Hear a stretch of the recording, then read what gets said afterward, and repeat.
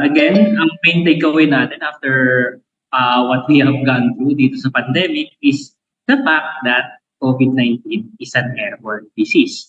So today, we will discuss some of the insights na nakuha natin from this and how are we using those insights and lessons in order to move forward, and particularly in preparation for future pandemics and even in this ongoing pandemic. Ano ba yung magagawa natin to protect ourselves from getting sick?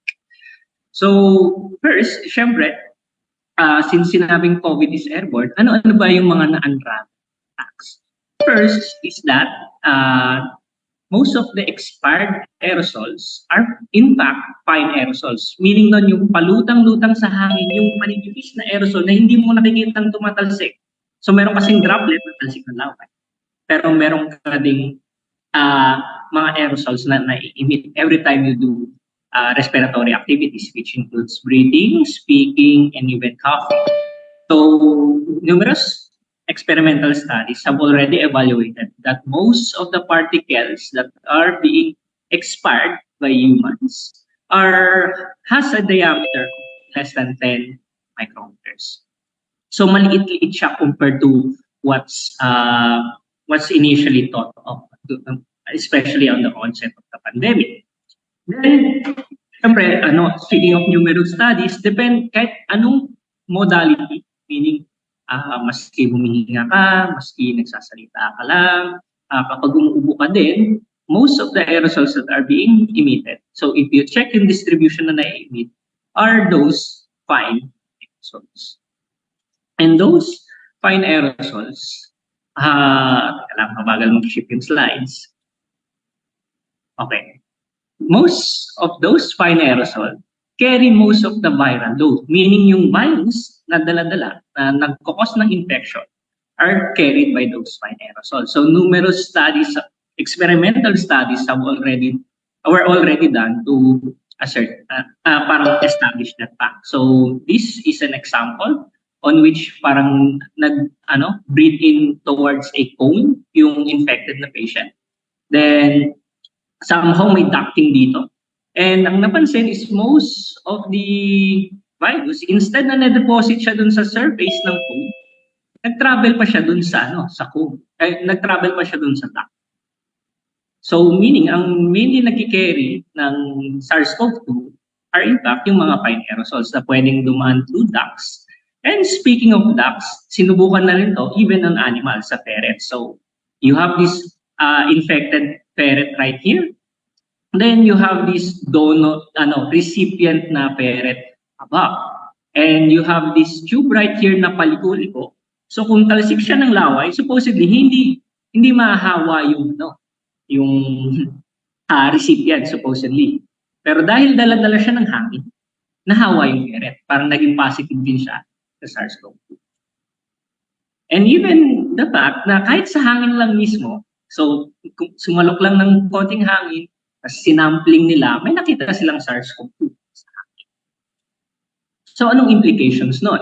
Una is there's an ongoing paradigm shift from understanding that from talsik ng laway, so droplets, into acknowledging yung aerosol transmissions. So dito na papasok yung fluid dynamics na perspective on how paano mo madidistinguish, paano nagbe-behave yung mga aerosols na yon. So by acknowledging na aerosol transmission siya, first is that infection occurs when you inhale those pathogenic aerosols. So yung mga aerosols na may dalang virus, pag mo yun, tendencies mag-infect.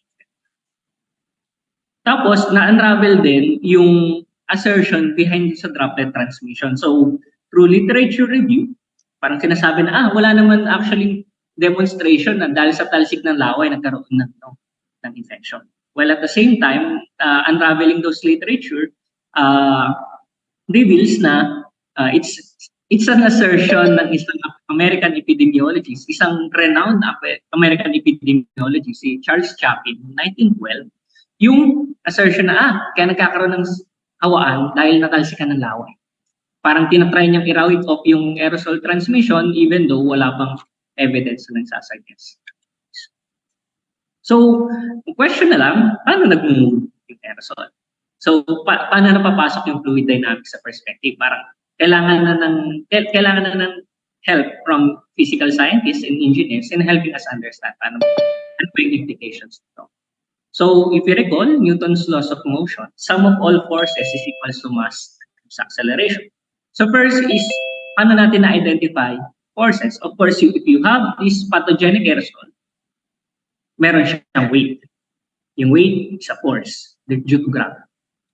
Next is meron kang buoyancy. So kapag mas malamig, mas mainit yung hangin sa baba, tas kumpara sa malamig na hangin sa taas, ang tendency is aangat yung hangin. So may magtutulak dun sa aerosol taas due to the differences. You also have yung aerodynamic na effects. First is yung lift. Kung dito yung wind direction, may tendency na umangat yung aerosol due to the lift na force. While at the same time, you also consider yung drag na force. So kung paano siya nag-drag away ng hangin na bumubukas. So by balancing those forces and knowing yung kinematics, so speaking of kinematics, yung pag-determine kung paano naglalakbay yung aerosol with respect dun sa hangin, kailangan muna natin makuha yung relative velocity. Ibig sabihin, kung magkasing bilis lang yung takbo ng aerosol, doon sa hangin, yung relative velocity will be equal to 0. So walang nag-i-exist na forces. Pero for example, mas mabilis yung hangin kaysa dun sa aerosol, doon nagmamanifest yung forces. So ganoon natatangan ng hangin. At the same time, depending sa size ng aerosol mo, knowing all of these equations, malalaman mo gaano siya kabilis mag-react. So, doon napapasok yung acceleration. How fast is the velocity changing after you applied all of those forces? The more massive yung aerosol, mas mabagal yung tinatawag na particle response time. So, you have this graph right here. So, ito yung wind supposedly na bumuga sa kanya. Ito yung velocity or yung speed ng aerosol. So, parang it takes time for the aerosol to catch up with the speed of the wind. So yun yung tinatawag na particle response time. Ito rin yung nagdidictate kung gaano siya katagal lumulutang sa hangin through Stokes law.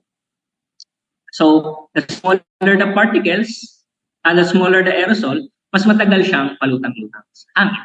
And it's also the reason why aerosols, or kino-quote nga nila as droplets, with sizes of 100 micrometers, dahil massive enough na siya, mas malakas na yung gravitational force. Mabilis na siyang bumulusok sa lupa. Pero dahil maliit siya, mabagal. Pag mas maliit ngayon yung aerosol, mas matagal ngayon yung tinatawag na settling velocity. And on the other hand, syempre, since na-mention na natin yung hangin, it's also on the same principle through the conservation of momentum natin ma-determine paano nagbe-behave yung hangin. So by knowing yung pressure gradient, yung buoyancy, shear stresses, and gravity. So all of those Neighbor-Stokes equation. So naka-intimidate lang tong equation na to. Pero this is yung acceleration na part. So yung change of velocity across time, change of velocity across space, yung differences in pressure. Kasi may tendency nga, di ba, naituro nga sa high school science natin na it goes from regions of higher pressure to regions. So, yung suction. And meron ka rin shear stresses. Ito yung friction. Parang is-isan between air molecules. We also invoke yung isa pang na ituturo ng high school na sa mga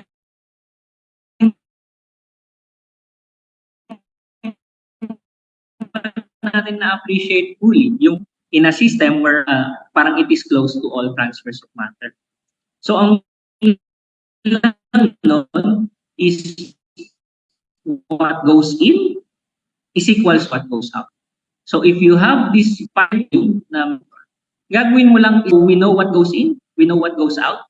So halimbawa, mas malaki yung what goes in kumpara dun sa what goes out, you would expect na nag-accumulate yung mass dito sa loob. So ganun yung mass balance natin. And similarly, ganun din natin na mo-model ngayon how are we understanding what's called shared room air transmission. So meron kang concentration ng virus within the room. Then, kailangan mo lang i-account, i-accounting na ilang virus, ng virus sa hangin, ilan yung lumalabas na virus sa room, ilan yung nai-introduce na virus due to the infected, ilan yung napapalitan na hangin. Halimbawa, pag nagve-ventilate ka, binubuksan mo yung bitana, may pumapasok na sariwang hangin. So, yung sariwang hangin na yun, walang virus. So, paano siya na-affect sa balanse ng mass? So, accounting lang ginagawa natin. Pero, naka-intimidate lang pag express mo in equation form. On the other hand, kapag tumingin pa tayo sa mas maliit na, no?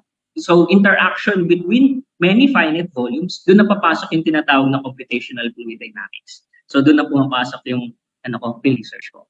So, when we model, paano ngayon yung conservation of mass nun? Dinedetermine din natin yung what goes in and what goes out, pero kinoconsider na rin natin yung tinatawag na diffusion. So, yung tendency to go from rich. So, ito ay example ng class na halimbawa well-ventilated. So, paano nagdi-disperse yung mga virus? So, dito sa mga blue na part na to, dito mabilis yung daloy ng hangin. At yung blue na to is less yung concentration ng virus. Pero dito sa part na stale yung hangin, mas mataas pa rin, relatively mas mataas yung concentration ng virus. Yun lang yung implication.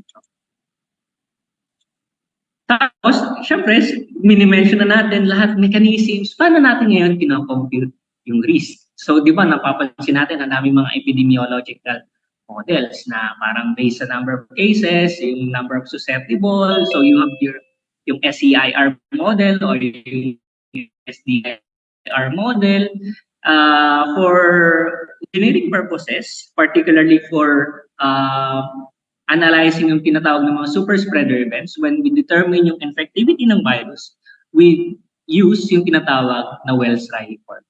So, simply, ano lang siya, inverse exponential equation. Yung parang yung relationship ng dose doon sa probability of infection. So, the higher the dose, the higher the probability of infection. So, ito lang yung expression niya in terms of formula.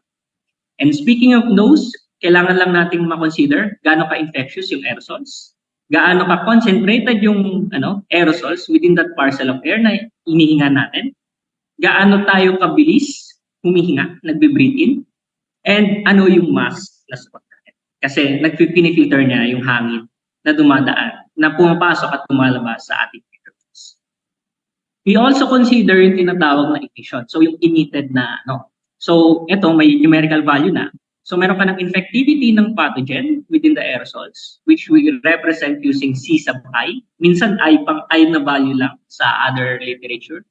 So, the more potent the virus, the higher C sub I is. You also have the number of concentration of aerosols na binubuga natin. So, we have experimental studies that has provided bumubuga ng hangin. And syempre, nagmamatter din yung mass kasi napifilter muna kung ano man yung aerosols na nasa hangin kapag dumadalo siya through the mass. So the better the filtration rate ng mass, the lesser yung aerosols na nai-introduce sa hangin.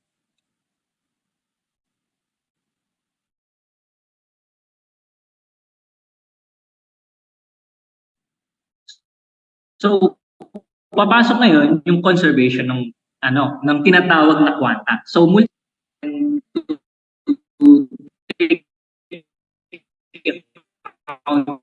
dun sa amount ng dose. Yung amount ng dose, depende siya. So depende to sa ventilation rate mo. So itong dalawang to. Then siya yung magdidictate paano nagbabari yung concentration over. So kung mas mabilis nire-release, so ang tendency is negative na value to. Ibig sabihin bumababa yung concentration. So kung gusto mo naman malaman, particularly within the room, paano siya naglalakbay, gagamitin natin yung tinatawag na transport equation. So yung na-mention ko na diffusion, na-mention ko na convection, siya yung magde-determine ngayon over different parts ng room gaano tumataas or bumababa yung dose na pwedeng ma-inhale. And speaking of C sub I, ngayon, syempre C sub I, hindi pa natin alam gaano ba ka-infectious yung virus. So the way that we've been determining this is we analyze yung mga super spreader events. We know the number of infected na infect dun sa infection event. We also know yung number ng occupants within that infection event. So parang yung total ng tao. Then we also know the number of aerosols generated by the occupants. So may experimental studies na to provide that. We also know the average breathing rate. We also know kung saang kwarto nangyari, saang location nangyari. So we already know yung dimensions ng room, so mapoproject na natin yung volume ng room. And typically, given naman yung dilution rate. So dilution rate, parang na-take into account na, may bintana ba, may mechanical ventilation ba, merong bang air filters na present. Tapos, gaano katagal naglagay yung mga tao within those room. Knowing all of those formula, isalpak nyo lang dito, you'll get yung C sub 5. So, that's how we are getting yung infectivity. And parang doon na papasok yung epidemiological na part. So, paano na tayo mag-work around in reducing yung risk of infection. So, you have this long equation right here, probability infection. So, yung na-mention ko na yung time of stay, yung volume ng room, ventilation, yung dilution rate, yung dose, yung effect ng mask, yung breathing rate. So, una is elimination control. So, source control. So, nire-reduce mo or ini-eliminate mo yung Q. So, kapag mas mababa yung Q, mas mababa yung value nito.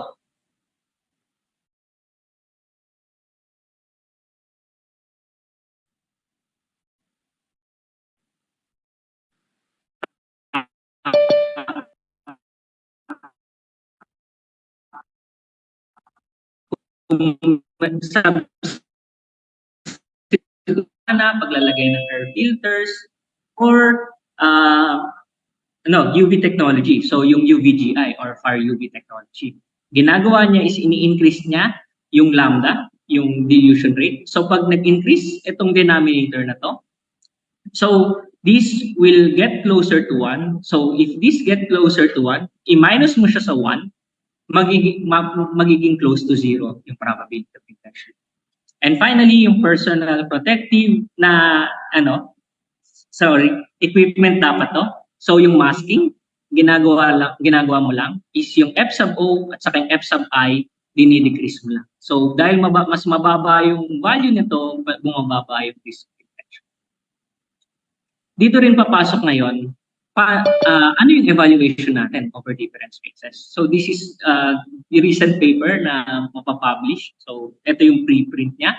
So we analyze different rooms, including itong room na to.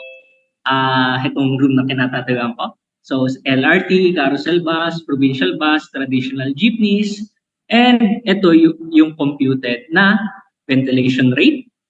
So we deployed economical CO2 monitors with a certain algorithm na capable na ma-derive yung ventilation rate based sa CO2 levels lang. And dahil alam na natin yung ventilation rate, depende kung anong mask yung suot mo, ma-anticipate mo na yung infection risk. So shown here are yung sa Omicron na variant. So traditional jeepneys, although mataas yung air change rate, pero dahil maliit yung volume, relatively mas mataas pa rin yung risk of infection mo. Kung ikukumpara mo siya sa modern jeepney, na mababa yung ventilation rate pero malaking volume, so kahit parehong mataas pero mas mataas yung infection risk kapag nasa modern jeep ka, yung sa air conditioned jeepneys. You also have EDSA carousel, you have also LRT1, LRT2, MRT. So, another implication is face shields. Paano mo ngayon ma-determine yung intervention dala ng face shield? So, this is yung current na paper na under review, the Philippine Journal of Science. So, we tested yung face shield over different scenarios since in-introduce mo na outside of hospital setting. So, pwedeng saan-saan na manggagaling yung emission na kailangan salagin ng face shield. Paano ngayon siya masasala? Findings suggest na although Ito yung sa hospital na setting, itong dalawang to. So ito yung walang face shield na part, ito yung merong face shield na part. Yes, you have protection na merong malaking reduction ng infection risk. Pero for other scenarios, halimbawa nagkaroon ng offset, so hindi siya direktang tumama sa face shield or nang galing sa likod yung source ng ubo, or parang nakatagilid ka nung tumama yung emission. Nakatagilid ka, nasuot yung face shield, tapos tumama yung emission. Ang nangyari is nagdi-diminish yung protective effect. So sa hospital setting, ito lang, most of the literatures focus on this particular scenario na kaharap mo. Yes, you have reduction of risk, pero for other scenarios, instead na bumaba yung infection risk, tumataas kasi nire-redirect ngayon ng face shield yung emission towards dun sa face ng tao. So, yun yung isang policy implication. So, apart from highlighting yung importance ng engineering controls, and at the same time, kailangan pa rin nating mag-mask as a good source control and respiratory protection. Particularly ngayon, na maraming nagkaka-flu. Hindi lang naman siya sa COVID eh. Pati rin naman siya sa, applicable din naman siya to other respiratory diseases. And there's also a focus now on the engineering controls, on which kailangan na rin natin monitor yung relative humidity. Kasi depende sa humidity mo kung gaano ka-infectious yung virus. Depende rin sa CO2 levels, and syempre yung focus ng airflow. Yung airflow would serve as highways that transport airborne particles, either recirculating it or parang ginaguide mo siya towards yung exit, so may lalayo mo na siya sa tao. So you can take advantage of that knowledge. And to wrap this up, the COVID-19 pandemic has unraveled that there are actually two types of expertise that needs to work together when fighting the disease. So you have the clinical expertise. So once the virus enters the body, siya yung magbibigay ng information sa iyo about the virus. Pero once it's outside in the environment, how it's transported, how it is transmitted, kailangan na natin ng help from the aerosol scientists, from the engineers, para makapag-determine ng physical measures to help us protect from COVID, which is important. And with that, I end my presentation. Thank you so much, Engineer Agar, for that insightful talk. So, guys, take it from our speaker insights.